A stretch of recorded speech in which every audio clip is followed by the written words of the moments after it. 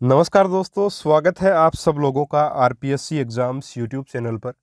प्यारे साथियों, आपको आरपीएससी फर्स्ट ग्रेड जीके का कोर्स करवाया जा रहा है, जिसमें रीजनिंग कंप्लीट हो चुकी है, हिस्ट्री अपन ने स्टार्ट कर रखी है। पहला टॉपिक अपना चल रहा है मौर्य काल में साहित्य, कला तथा विज्ञान।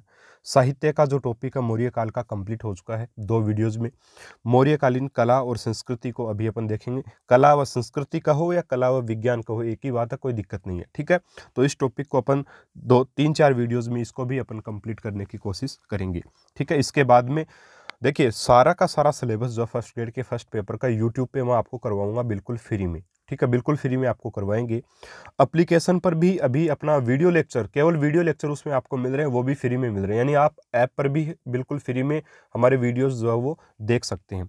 लेकिन अगर आप चाहो, ठीक है, अगर आप एक प्रकार से टेस्ट देना चाहो या अपना कंपैरिजन दूसरों के साथ करना चाहो कि इस टॉपिक को पढ़ने के बाद मेरी क्या मतलब मेरे में सुधार है, अन्य लोगों के अपेक्षा मैं कितना आगे हूँ या पीछे हूँ, इसका पता अगर करना चाहते हो, कमेंट बॉक्स में ज़रूर राय दें। मैं एक नया पैकेज जो वो एप्लीकेशन में बनाना चाह रहा हूँ, जिसमें आपको वीडियो लेक्चर तो बिल्कुल फ्री में मिलेंगे, लेकिन जो टेस्ट सीरीज होगी साथियों, वो टॉपिक वाइज आपकी टेस्ट सीरीज रहेगी। टॉपिक वाइज टेस्ट सीरीज किसी ने नहीं चलाई है, ठीक है। टॉपिक वाइज टेस्ट सीरीज रहेगी। प्रत्येक टेस्ट में 20 क्वेश्चंस रहेंगे, मल्टीपल चॉइस, ठीक है। और बहुत ही अच्छे लेवल के, बहुत ज़बरदस्त लेवल के पूरे टॉपिक को कवर करने वाले अपने 20 प्रश्न होंगे। अगर 20 प्रश्नों में वो टॉपिक पूरा कवर नहीं होता है तो अपन एक पार्ट और उसका बना देंगे, है ना। 2 टेस्ट एक टॉपिक की हो जाएंगे, फिर 3 टेस्ट भी अपन रख सकते हैं, कोई दिक्कत नहीं, ठीक है। अगर आप ऐसा कुछ चाहते हैं तो आप कमेंट में अपनी राय ज़रूर दें। उसकी मैं ज़्यादा फीस साथियों नहीं रखूँगा। लगभग देखिए, टॉपिक्स बहुत सारे हैं और लगभग 100 से ऊपर टेस्ट आपके बनेंगे। तो अगर एक टेस्ट के अपन 5 रुपये भी लगाते हैं, ठीक है, तब भी साथियों, अगर 1 रुपया भी लगाएं तब भी 100 रुपये तो कम से कम बनते हैं। और फिर सर्वर वगैरह का चार्ज मिला करके मैंने इसकी फ़ीस जो है वो साथियों लगभग जो है वो केवल टॉपिक वाइज टेस्ट उसमें होंगे। इसके साथ में कोशिश करूंगा आपको नोट्स भी दे सकूँ। तो कोशिश ये करूंगा आपको 499 रुपये तक जो वो पैकेज आपको मिल जाए। वीडियोज़ बिल्कुल 101% यूट्यूब पर भी फ्री में आते रहेंगे आगे भी, चाहे पैकेज बन जाए। लेकिन अभी जो पैकेज चल रहा है, फिर उसको अपन एप्लीकेशन पर जो चल रहा है उसको डिलीट करेंगे फर्स्ट ग्रेड को, और एक नया पैकेज बनाएंगे जिसमें वीडियो लेक्चर बिल्कुल फ्री होंगे। टॉपिक वाइज आपको टेस्ट मिलेंगे साथियों, जितने भी टॉपिक्स हैं, इंग्लिश को छोड़ करके। इंग्लिश में न पढ़ाने वाला हूँ, देखिए, न मुझसे पढ़ाई जाएगी, इंग्लिश में नहीं करवाऊँगा, ठीक है। बाकी सारे के सारा मैटर आपको करवाया जाएगा। टॉपिक वाइज टेस्ट भी आपको दिए जाएंगे और आपको उसमें अपनी रैंक भी पता चलेगा। और जैसे जैसे टॉपिक्स होते जाएंगे, जैसे जैसे नोट्स बनते जाएंगे, वो नोट्स भी मैं इस पैकेज में कोशिश करूंगा कि आपको प्रोवाइड करवाऊं, ठीक है। तो 499 रुपये कम से कम साथियों। इसके बाद में इसकी प्राइस बढ़ाई जा सकती है, घटाई नहीं जा सकती है, ठीक है, क्योंकि इतने कम में पॉसिबल नहीं होता साथियों। अभी भी मैं 2500 रुपये पर मंथ जो है वो सर्वर चार्ज दे रहा हूँ, आपसे कुछ भी मैंने लिया नहीं है, ठीक है। तो अगर आपको फ्री में देखना है, यूट्यूब पे देखिए, कोई दिक्कत नहीं है। एप्लीकेशन पर भी वीडियो लेक्चर फ्री में आपको मिलेंगे। बट अगर वीडियो लेक्चर के साथ आप टेस्ट सीरीज लेना चाहोगे, तब आप टेस्ट सीरीज प्लस नोट्स लेना चाहोगे एप्लीकेशन पर, यानी कि आप वीडियोज़ को ज्वाइन करोगे, उसमें आपको टेस्ट सीरीज भी मिलेगी, उसमें आपको ई नोट्स भी मिलेंगे। वहाँ पे आपको 499 रुपये का पैकेज हम रखने की सोच रहे हैं। अगर आपको ये बात सही लगे तो आप ज़रूर से ज़रूर कमेंट करें, और अदरवाइज़ आप यूट्यूब पे देख ही रहे हैं, कोई समस्या नहीं है, यूट्यूब पे मैं डालता ही रहूँगा। अब देखिए साथियों, मौर्यकालीन में कला और संस्कृति का, और साथियों देखिए, इसके लिए मैंने एक कम्युनिटी टैब में एक पोस्ट भी डाला है, उसके आप ऊपर जा कर के वोट कर सकते हैं। जो अभी मैंने आपको बातें बताई हैं उन्हीं से संबंधित है, उसमें आप वोट कर सकते हैं कि आप ऐसा चाहते हैं या नहीं। कोई दिक्कत नहीं है, अगर नहीं चाहते हो तो अपन यूट्यूब पे जो कंटिन्यू इसको करेंगे फ्री में, ठीक है। देखिए, मौर्यकालीन कला व संस्कृति।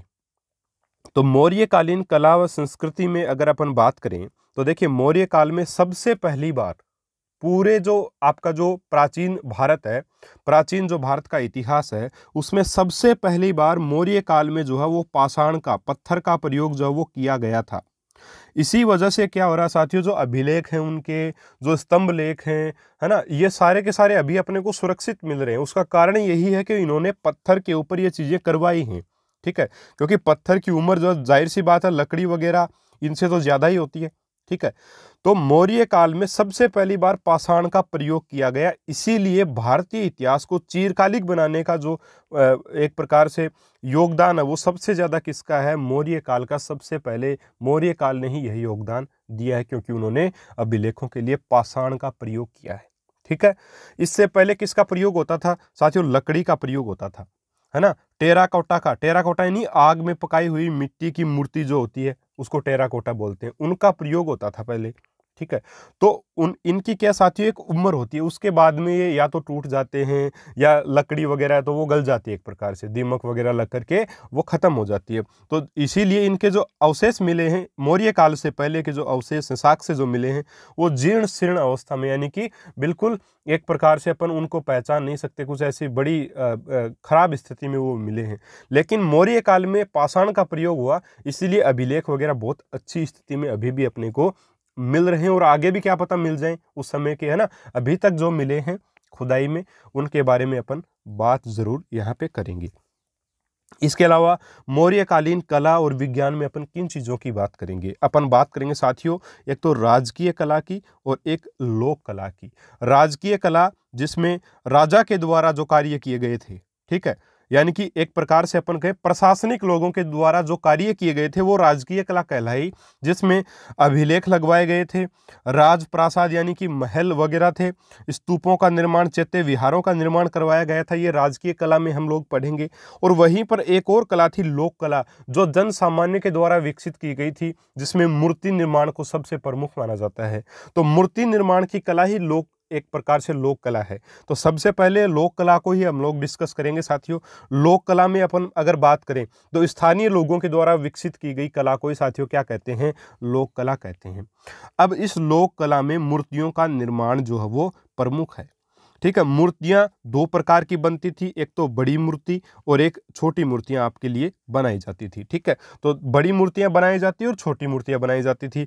बड़ी मूर्तियां कैसे बनती थी, चट्टानों को काट करके, ठीक है, बड़ी बड़ी चट्टानों को काट करके जो वो बड़ी मूर्तियों का निर्माण जो वो साथियों किया जाता था। इसमें प्रमुख है हाथियों की मूर्तियों का निर्माण, जिसके साक्ष्य कहाँ से मिले हैं, धौली उड़ीसा और कालसी उत्तराखंड से इसके साक्ष्य मिले हैं। याद रखिएगा, धौली उड़ीसा, उड़ीसा को उस समय जो वो कलिंग कहा जाता था, क्या कहा जाता था, कलिंग। याद रखिएगा इसको, कलिंग बड़ा महत्वपूर्ण है। जब अपन अशोक का 13वां शिलालेख पढ़ेंगे तब उसके बारे में मैं आपको जरूर थोड़ी सी जानकारी देने की कोशिश करूंगा।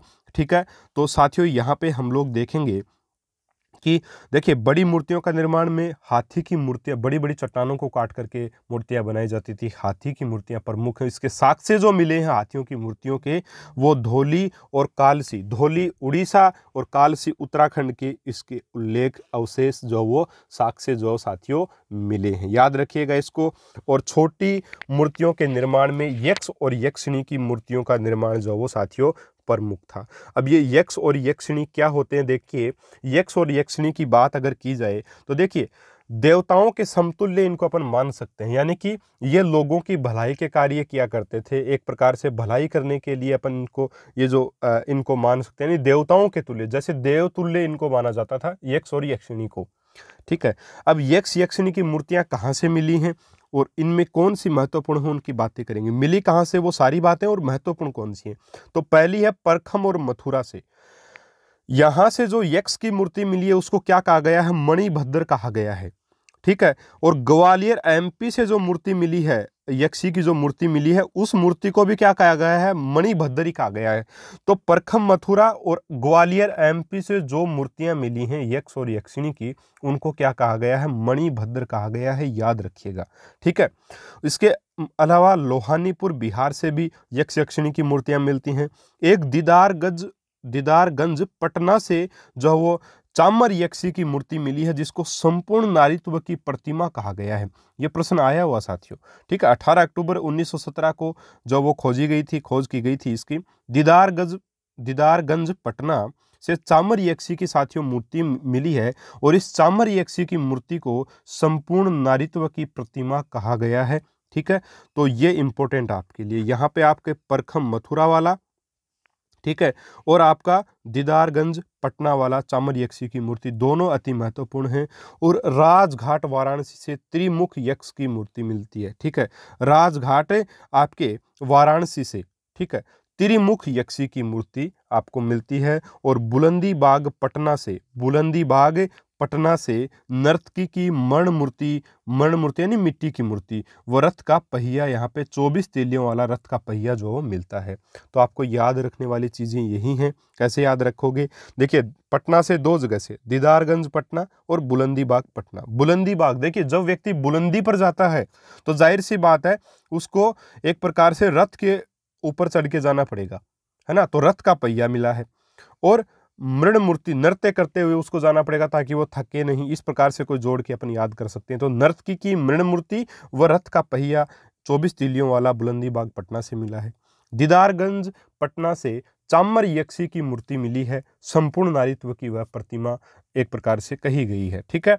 और परखम मथुरा से मणिभद्र यक्षी की मूर्ति जो वो मिली है। ये आपके लिए इम्पोर्टेंट है, याद रखिएगा इनको, ठीक है। चलिए अभी अपन आगे बढ़ते हैं। लोक कला केवल इतनी ही थी, बड़ी मूर्तियां और छोटी मूर्तियां, ठीक है। बड़ी मूर्तियों में हाथी की मूर्तियां साक्ष्य धौली और कालसी से, धौली उड़ीसा, कालसी उत्तराखंड से साक्ष्य मिले।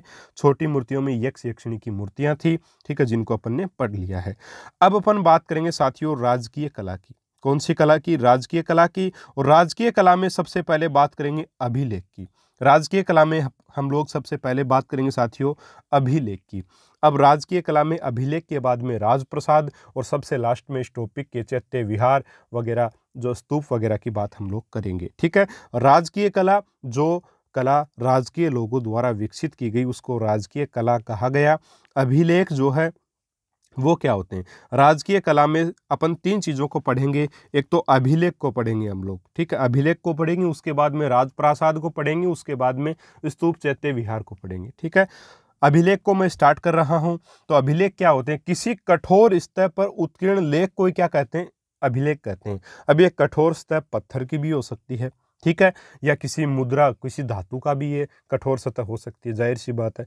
तो किसी कठोर सतह पर किसी कठोर सतह पर उत्कीर्ण लेख को ही क्या कहते हैं? अभिलेख जो है वो साथियों कहा जाता है। और अभिलेख आपका 4 प्रकार का अपन मान सकते हैं। पहला है आपका शिलालेख, दूसरा आपका स्तंभ लेख, तीसरा है आपका गुहाभिलेख, ठीक है, या गुहालेख, और चौथा है आपका मुद्राभिलेख। शिलालेख मतलब शिला को काट करके उसके ऊपर जो लेख लिखवाए जाते थे उसको शिलालेख कहते हैं। 2 प्रकार के थे, वृहद यानी कि इसमें ज़्यादा लाइनें होती थी, और लघु यानी इसमें कम लाइनें होती थी। बाकी ये भी पत्थर पे, दोनों पत्थर पे। स्तंभ लेख एक बिल्कुल खंबी अपन जिसको बोल सकते हैं, एक स्तंभ बोल सकते हैं, एक खंबा बोल सकते हैं, सीधा ना, उसके ऊपर जो है वो लेख लिखवाना। बड़े लेख वृहद लेख कहलाए और छोटे जो लेख थे वो लघु शिलालेख स्तंभ लेख कहलाए। और इन स्तंभों की कुछ विशेषताएं, जैसे इसके ऊपर जो ऊपरी भाग था इसके ऊपर पशु की मूर्ति थी, और इसको अपन फलक कहते हैं, ठीक है, और इसको लाट कहते हैं। ये जो है ना, ये भाग जो इसको फलक कहते हैं साथियों। और ये यहाँ पे जो उल्टा एक प्रकार से अवांगमुखी कमल या उल्टा कमल है ना, अधोमुखी कमल इसको बोला जाता है। फिर ये जो आपके जो स्तंभ लेख हैं ये एकास्म पत्थर से बना, यानी एक ही पत्थर का ये पूरा बना होता था। तो इन स्तंभ लेखों की भी अपन बात करेंगे। फिर गुहा लेख यानी गुहा यानी गुफा, ठीक है, इस प्रकार से गुफा होती थी। उस गुफा के ऊपर जो है वो यहाँ पे इस भाग पर जो क्या लिखवा दिए जाते थे? लेख लिखवा दिए जाते थे। तो ये अपने गुहा अभिलेख हो गए। और मुद्रा अभिलेख को देखिए साथियों, यहीं पढ़ लेते हैं। मुद्राओं के ऊपर, ठीक है, मुद्राओं के ऊपर या तो किसी पेड़ का अंकन था, या सूर्य का अंकन था, या आपके जो किसी पशु का अंकन था, ठीक है। तो इस प्रकार से जो है वो मुद्रा अभिलेख अपने को मिलते हैं मौर्य काल के। और मौर्य काल के सिक्के पंचमार्क यानी आहत के सिक्के थे। बस इतना ही इम्पोर्टेंट है मुद्रा अभिलेख में, इससे ज़्यादा अपने को पढ़ने की आवश्यकता नहीं है। तो अभी अपन सबसे पहले पढ़ेंगे गुहालेख को। गुहालेख छोटा टॉपिक है, इसलिए इस वीडियो में मैं इसको कंप्लीट कर रहा हूं। मुद्रा अभिलेख अपने हो चुके हैं। अभिलेख राजकीय कला में अभिलेख पढ़ रहे हैं, जिसमें मुद्रा अभिलेख पढ़ चुके हैं। गुहालेख अभी अपन पढ़ेंगे। देखिए, अभिलेखों की जो लिपि है, गुहालेख को पढ़ने से पहले अभिलेखों की थोड़ी सी लिपि आपको बताना चाहूँगा। 4 लिपियों में है, ब्राह्मी, ख्रोष्टी, ग्रीक और आरामाइक। ब्राह्मी लिपि बाएं से दाएं, देखिए बै से ब्राह्मी, बै से बाएं से दाएं ये लिखी जाती थी। ख्रोष्टी लिपि जो वो ब्राह्मी के उल्टे दाएं से बाएं लिखी जाती थी। ग्रीक और आरामाइक यूनानी लिपियां हैं, ये उर्दू की तरह साथियों, ठीक है। और अभिलेखों की जो भाषा वो प्राकृत या अर्धमगधी भाषा है, ठीक है, ये थोड़ा सा ध्यान में रखिएगा। इसके बाद में एक नोट लगा करके आप लाइन लिख सकते हैं अगर नोट्स बना रहे हैं तो, ठीक है। वो लाइन क्या है कि अशोक के अभिलेखों में अक्षरों को लिखते समय अंत में शंख की भांति घुमा दिया जाता था, अतः इसे शंखाकार लिपि भी कहा जाता है, ठीक है। जैसे चाहे आपका शिलालेख हो, चाहे आपका स्तंभ लेख हो, जो अक्षर है उसको एक प्रकार से, माफी चाहूंगा, इस प्रकार से जो घुमा दिया जाता था, जैसे स्टार्ट किया इस प्रकार से, या फिर ऐसे घुमा दिया जाता था, ये इस प्रकार से अंदर घुमा दिया जाता था, है ना। तो ये अब बिल्कुल शंख के आकार के, शंखाकार लिपि भी इसको इसलिए कहा जाता है, ठीक है साथियों, ये थोड़ा ध्यान में रखिएगा। चलिए आगे बढ़ते हैं। अगला है, अभी अपन पढ़ेंगे अभिलेखों में गुहाभिलेख। मुद्राभिलेख पढ़ चुके हैं, गुहाभिलेख अभी अपन पढ़ेंगे। तो देखिए, आजीविक जो गुहा यानी गुफा का जो निर्माण है वो सम्राट अशोक के द्वारा, यानी कि मौर्य शासक जो अशोक मौर्य थे, सम्राट अशोक के नाम से जिनको अपन जानते हैं, अशोक महान के नाम से भी जिनको जाना जाता है, उन्होंने गुफाओं का निर्माण करवाया। क्यों करवाया? आजीवक धर्म के अनुयायियों के लिए, उनके निवास के लिए जो है सम्राट अशोक के द्वारा इन गुफाओं का निर्माण सबसे पहले करवाया गया, ठीक है। अब ये आजीवक धर्म जो है उसके संस्थापक किसको माना जाता है? मोखलीपुत्र गोसाल को माना जाता है। और साथियों, मोखलीपुत्र गोसाल ने आजीवक धर्म की स्थापना की थी, आजीवक धर्म को चलाया था, ये थोड़ा ध्यान में रखिएगा। आजीवक धर्म के अनुयायी किस चीज में मानते थे? तो देखिए साथियों, ये किस्मत पर, किस्मतवादी, यानी कि एक प्रकार से ये मानते थे कि जो होना है वो किस्मत के अनुसार होगा, अपनी उसमें कोई भागीदारी नहीं होती। जैसे अगर कोई व्यक्ति रास्ते से जा रहा है और उसको सांप ने डस लिया और उसकी मृत्यु हो गई वहीं पर, उसको कोई व्यक्ति लेकर नहीं गया और उसकी मृत्यु हो गई वहीं पर, तो ये मानेंगे, जो आजीवक धर्म के अनुयायी हैं वो ये मानते थे कि ये इसकी किस्मत में था और ये हो गया, ठीक है, इसमें किसी का दोष नहीं है। भले ही कोई व्यक्ति उसके पास से चला जाए, उसको न लेकर के जाए, लेकिन ये मानते थे कि यही इसकी किस्मत में था, ठीक है। तो एक प्रकार से किस्मत के ऊपर डिपेंडेंट ये रहते थे आजीवक धर्म की। इतने ही आपको ध्यान में रखने की आवश्यकता है, बाकी कोई ज़्यादा इम्पोर्टेंट नहीं है अपने लिए, बस थोड़ा बता दिया आपको कि सम्राट अशोक के द्वारा सबसे पहले गुफाओं का निर्माण करवाया गया। आजीवक धर्म के अनुयायियों के लिए इन्होंने ये किया था, ठीक है। आजीवक धर्म के जो संस्थापक है वो मोखलीपुत्र गोसाल हैं, ये थोड़ा ध्यान में रखिएगा, मोखलीपुत्र गोसाल को, ठीक है। अब देखिए, कुल मिलाकर के 7 गुहाभिलेख मिले हैं, यानी कि 7 गुफाएं मिली हैं। कुल मिलाकर के कितनी गुफाएं हैं साथियों? 7 गुफाएं अपने को मिली हैं। 7 गुफाएं जो हैं उनमें से 3 किसने बनवाई हैं? अशोक ने बनवाई हैं। कहाँ बनवाई हैं? बारबरा की पहाड़ी में बनवाई हैं। बारबरा की पहाड़ियाँ कहाँ हैं? बिहार में स्थित है साथियों। बारबरा या बराबर की पहाड़ी, ठीक है, बारबरा या बराबर, बराबर की पहाड़ियाँ, ठीक है, बराबर की पहाड़ियाँ भी इन्हीं को जो है वो साथियों कहा जाता है, ठीक है। यहाँ पे इन्होंने सम्राट अशोक ने 3 गुफाओं का निर्माण करवाया है। कौन कौन सी 3 गुफाएं हैं? एक तो कर्ण चौपार, एक विश्व झोपड़ी और एक सुदामा झोपड़ी। अब देखिए साथियों, काफ़ी सारी बुक्स में जो है वो गाइड्स में जो क्या मिलता है कि कर्ण और चौपार, इनको दो जो है वो आपकी गुहाएं बता दिया गया है, कर्ण को अलग और चौपार को अलग, जबकि ऐसा नहीं है। कर्ण और चौपार एक ही आपकी गुफा है, ठीक है, एक ही गुफा है, अलग अलग गुफाएं साथियों नहीं है ये। तो कर्ण चौपार एक है, विश्व झोपड़ी एक, सुदामा झोपड़ी एक, इस प्रकार से 3 गुफाओं का निर्माण जो वो सम्राट अशोक के द्वारा करवाया गया था। बाकी जो 4 गुफाएं बच गई, उनका निर्माण अशोक के पौत्र का मतलब होता है पोते, ठीक है, जो पोता है अशोक का, क्या कौन था पोता अशोक का? दशरथ, ठीक है, अशोक का पोता कौन था? दशरथ। तो अशोक के पोते दशरथ के द्वारा बारबरा और नागार्जुन की पहाड़ियों में 4 गुफाओं का निर्माण करवाया गया। बारबरा बिहार में है, नागार्जुन की पहाड़ियां भी बिल्कुल पास में ही है इनके, बिहार में ये स्थित है, ठीक है। अब ये कौन कौन सी गुफाएं थी जो दशरथ के द्वारा बनवाई गई? एक तो गोपी, एक वापी, एक पदथिक या वदथिक, ठीक है, और एक लोमेश ऋषि की गुफा। लोमेश ऋषि की गुफा इन 7 गुफाओं में सर्वश्रेष्ठ गुफा मानी जाती है, ठीक है, और ये बारबरा की पहाड़ियों में स्थित है। यानी कि अगर आपसे यह प्रश्न पूछ लिया जाए कि सम्राट अशोक ने कितनी गुफाओं का निर्माण करवाया था, तो 3, ठीक है, कर्ण चौपार, विश्व झोपड़ी, सुदामा झोपड़ी। अगर आपसे पूछ लिया जाए कि जो आपके दशरथ हैं उन्होंने कितनी आपके गुफाओं का निर्माण करवाया था, तो 4 गुफाओं का निर्माण करवाया था, ठीक है। अगर ये पूछ ले कि आपके दशरथ ने बारबरा की पहाड़ियों में कितने गुफाओं का निर्माण करवाया था, तो 1 का, और आपके नागार्जुन की पहाड़ियों में तो 3 का, गोपी, वापी और वदथिक या पदथिक। इस प्रकार से इनको थोड़ा सा आप याद जरूर रखिएगा, ठीक है। तो अगर पहाड़ियों की दृष्टि से बात करें तो अपन देख सकते हैं कि बारबरा की पहाड़ियों में यानी कि बराबर की पहाड़ियों में 4 गुफाएं हैं, जिनमें 3 अशोक ने बनवाई और चौथी जो लोमेश ऋषि की गुफा जो सर्वश्रेष्ठ गुफा है वो आपके दशरथ के द्वारा बनवाई गई थी, ठीक है। और साथियों इसीलिए जो दशरथ को मौर्य काल का दूसरा अशोक कहा जाता है। याद रखिएगा, मौर्य काल का दूसरा अशोक, केवल मौर्य काल का बोल रहा हूं मैं। प्राचीन भारत का अगर दूसरा अशोक पूछे तो कनिष्क आएगा, प्राचीन भारत का दूसरा अशोक, ठीक है। लिख देता हूं इधर, 1 मिनट यहां लिख देता हूं, प्राचीन भारत का दूसरा अशोक। प्राचीन भारत का जो दूसरा अशोक था वो कौन था? कनिष्क, कुषाण शासक कनिष्क। कनिष्क को कहा जाता है प्राचीन भारत का दूसरा अशोक। और मौर्य काल का दूसरा अशोक पूछ ले तो अशोक का एक पोता था दशरथ, उसको कहा जाता है, ठीक है। तो ये गुहा अभिलेख यहाँ समाप्त होता है, बस इतना ही है, इससे ज़्यादा अपने को इसमें पढ़ने की आवश्यकता नहीं है।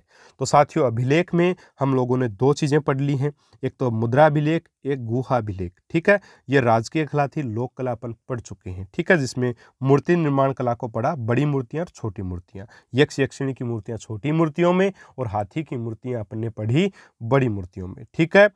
अब देखिए अपन पढ़ेंगे शिलालेख। शिलालेख पढ़ने से पहले, शिलालेख अपन अगले वीडियो से स्टार्ट करेंगे, लेकिन उससे पहले शिलालेख जो थे वो अशोक के द्वारा बनवाए गए जो शिलालेख हैं वो अपन पढ़ेंगे मौर्य काल में, है ना। और इसके अलावा स्तंभ लेख भी अशोक के समय जो बनवाए गए उन स्तंभ लेखों को भी पढ़ेंगे। लेकिन इनको स्टार्ट करने से पहले 2 अभिलेख और हैं जो चंद्रगुप्त मौर्य से संबंधित हैं, ये एक्स्ट्रा आपके लिए है, इनको आप जरूर से जरूर पढ़ें। यहाँ से प्रश्न बहुत बार बनता है साथियों, बहुत बार बना है ये प्रश्न कि आपके चंद्रगुप्त मौर्य के अभिलेख कौन कौन से हैं, ठीक है।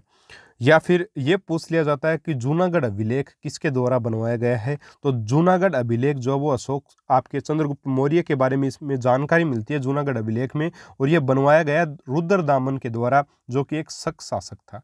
शक शासक रुद्रदामन के द्वारा जूनागढ़ अभिलेख बनवाया गया जिसमें चंद्रगुप्त मौर्य के बारे में जानकारी मिलती है, ठीक है। और एक पूरे इतिहास में एक चीज आपको मिलेगी कि दादा और पोते की जोड़ी एक प्रकार से बेहतर कार्य करेगी आपके लिए। देखिए अशोक कौन थे?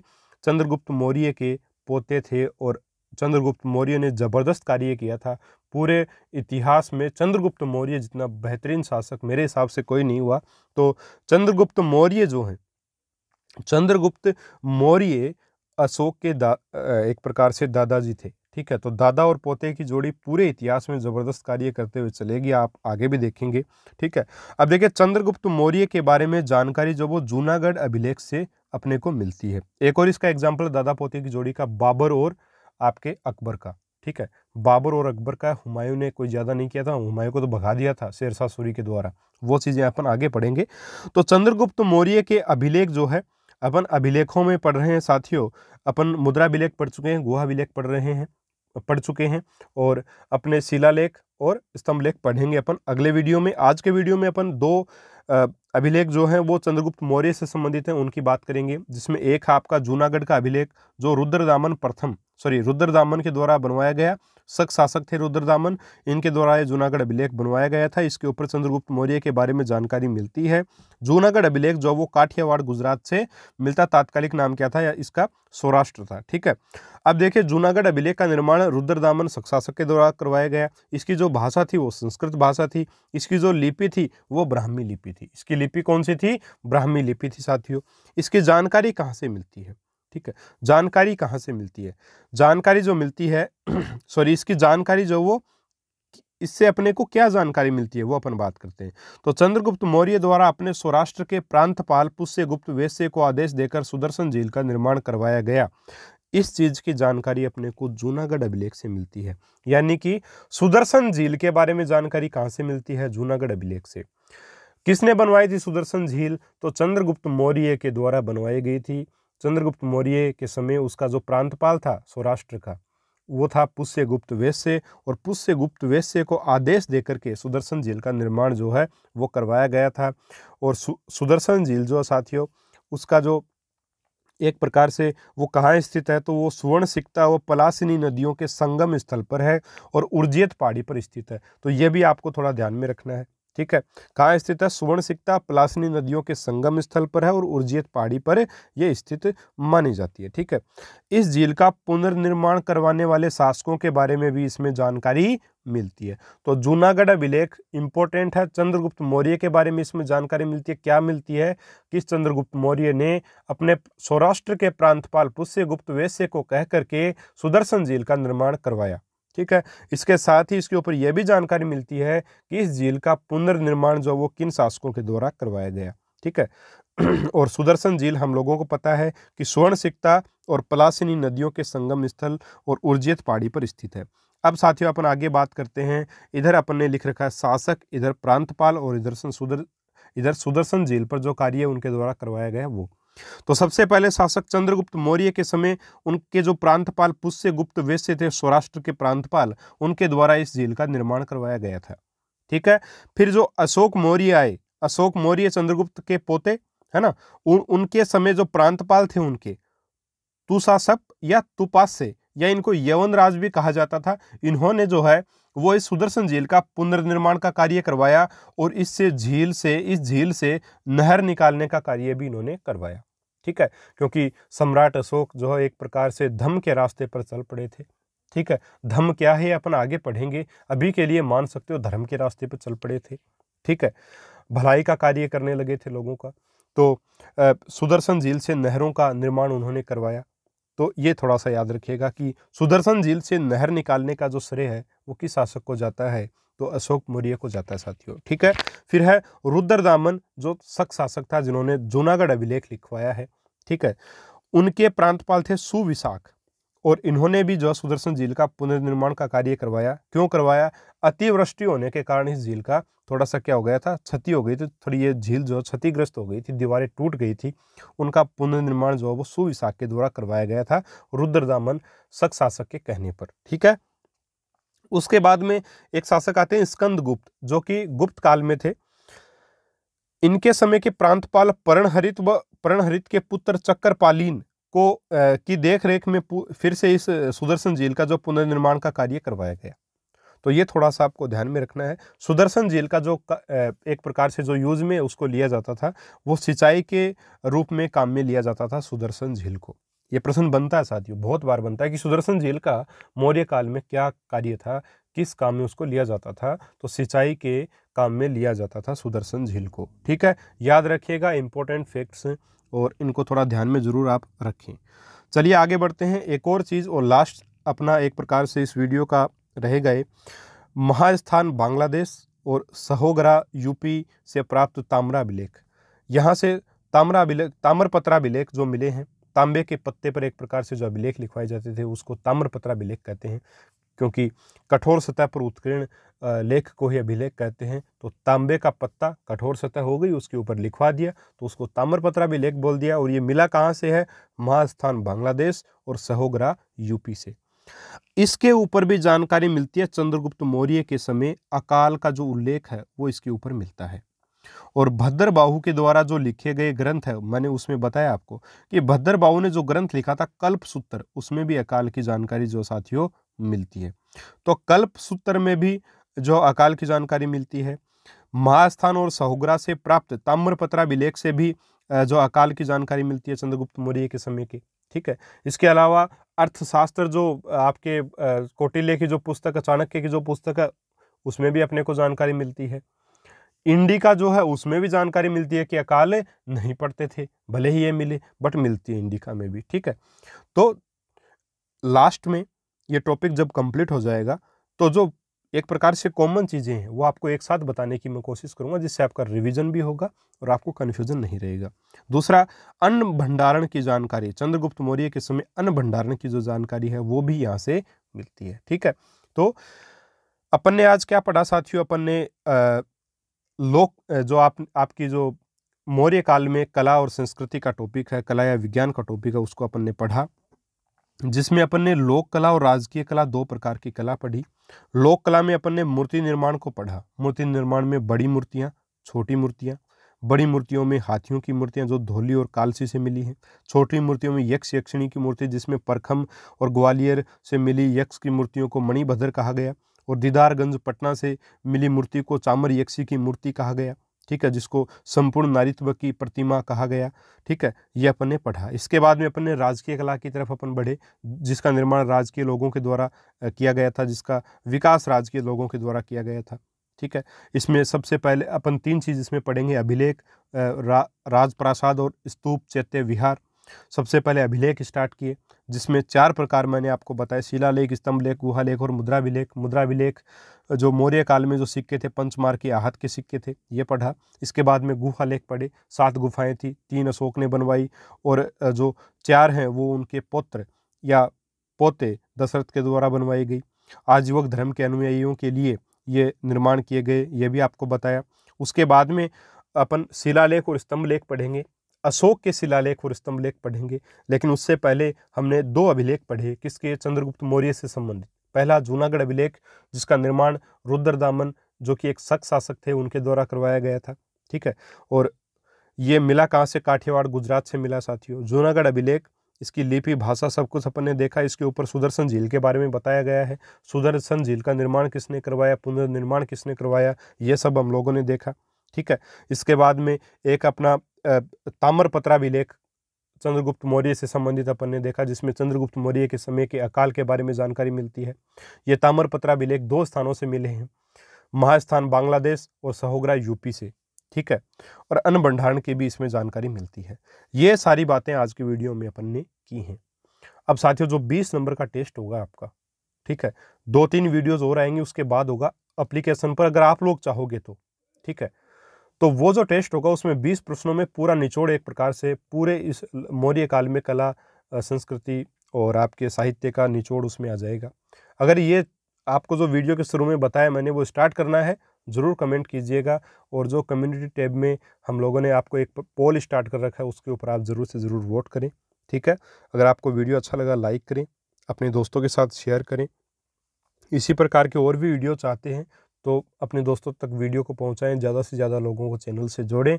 बहुत अच्छा मैटर आपको यहाँ पे दिया जाएगा। ठीक है साथियों, नमस्कार, जय हिंद, जय भारत।